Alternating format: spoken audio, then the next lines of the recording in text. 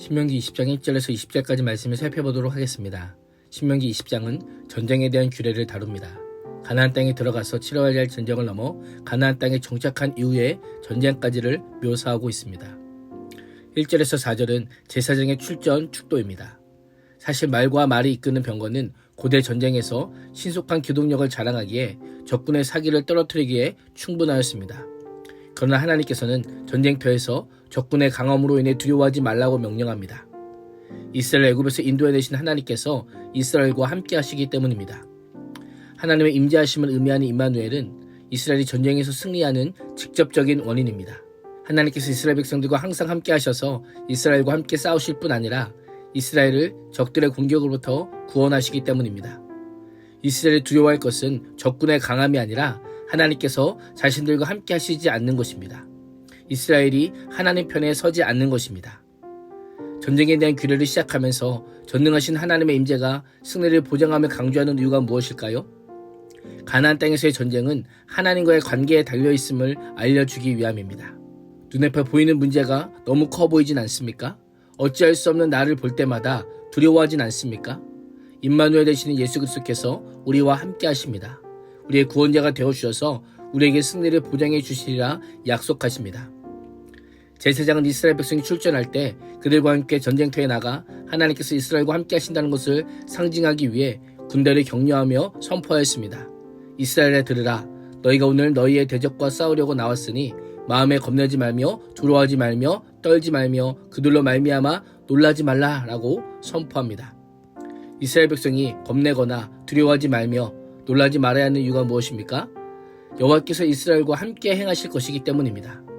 성경은 실제로 전쟁터에서 자신의 군사들과 함께 걸어다니시면서 전쟁을 치르시는 하나님으로 묘사하고 있습니다. 제사장의 역할은 이 전쟁이 여호와의 전쟁임을 선언하는 것입니다. 하나님께서는 전쟁을 명령하기만 하시는 분이 아니라 하나님의 백성을 위하여 전쟁에 직접 참여하여 실제로 싸우시는 분입니다. 하나님께서는 하나님의 백성과 인격적으로 교제하실 뿐 아니라 교제에 방해되는 모든 대적들을 제거하기 위해 직접 적과 상대하여 싸우시는 분입니다. 하나님께서는 죄인된 우리를 구원하시기 위해 하나뿐인 아들 예수 그리스도를 이 땅에 보내주실 뿐 아니라 예수 그리스도의 십자가의 죽음과 부활하심으로 우리를 구원해 주셨습니다. 세상의 그 어떤 대적들도 우리를 우리 주 예수 그리스도 안에 있는 하나님의 사랑에서 끊을 수 없음을 보여주셨습니다. 5절에서 9절은 징병에서 제외되는 자입니다. 징병에서 면제를 받을 수 있는 4가지 조건을 언급합니다. 첫째, 집을 짓고 준공식을 하지 못한 사람은 집으로 돌아가야 합니다. 둘째, 포도원을 만들어 놓고 그 열매를 맛보지 못한 사람도 돌려보내야 합니다. 셋째, 약혼은 했지만 결혼을 하지 않은 사람도 돌아가야 하고, 넷째, 두려워서 마음이 허약한 자도 돌려보내야 합니다. 고대 전쟁에서 군인의 숫자가 곧 국력이요, 전쟁에 있어서는 가장 중요한 요소였습니다. 한 사람이라도 더 전쟁에 참여해야 이길 수 있는데 하나님께서는 전쟁에 반드시 제외시켜야 할 대상들을 정해주시며 전쟁이 사람의 많고 적음에 있는 것이 아님을 강조하십니다.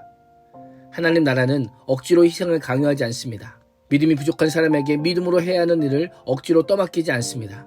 하나님께서는 전쟁은 하나님의 함께 하심에 있음을 다시금 강조하며 하나님을 의지하고 그의 말씀에 순종할 것을 명령하십니다. 10절에서 18절은 전쟁 수행에 대한 규정입니다. 모든 전쟁은 크게 2가지 원칙에 따라 진행됩니다. 먼저는 이스라엘이 전쟁에 앞서 화평을 선언해야 합니다. 왜 화평 선언이 전쟁보다 앞설까요? 전쟁의 목표가 정복이 아니라 화평이기 때문입니다. 만약 적국이 화평을 받아들인다면 그들과 조약을 맺어 조공을 받고 이스라엘을 섬기도록 해야 합니다. 만약 화평 제의를 거부하고 싸우러 나오면 그 성읍을 포위하고 공격할 것을 명령합니다. 그 후 전쟁에 참여할 수 있는 모든 남자들을 죽여야 하고 여자와 어린아이, 가축과 도시의 모든 재산을 전리품으로 나눠 가질 수 있었습니다. 두 번째 원칙은 도시가 멀리 있든지 가까이 있든지에 따라 처리 방법이 다릅니다. 멀리 있는 도시의 경우는 위와 같이 해야 하지만 가까이 있는 도시에는 일체의 숨쉬는 것을 살려두어서는 안 된다고 명령하며 이들 민족들의 이름을 구체적으로 언급합니다. 왜 진멸을 명하실까요? 가나안 사람들은 자기 신들을 향해 하나님 보시기에 가증한 일을 행했고 이스라엘이 그 영향을 받아 여호와께 범죄할 수 있기 때문입니다. 이스라엘이 가나안을 용납하고 수용한다는 것은 하나님의 말씀을 어기는 것이요 언약에 순종하지 않는 것과 같기 때문입니다. 하나님께서 이스라엘을 애굽에서 불러내신 이유가 무엇입니까? 그들로 하여금 하나님의 택하신 나라요 하나님의 거룩한 백성으로 삼고자 하기 위함입니다.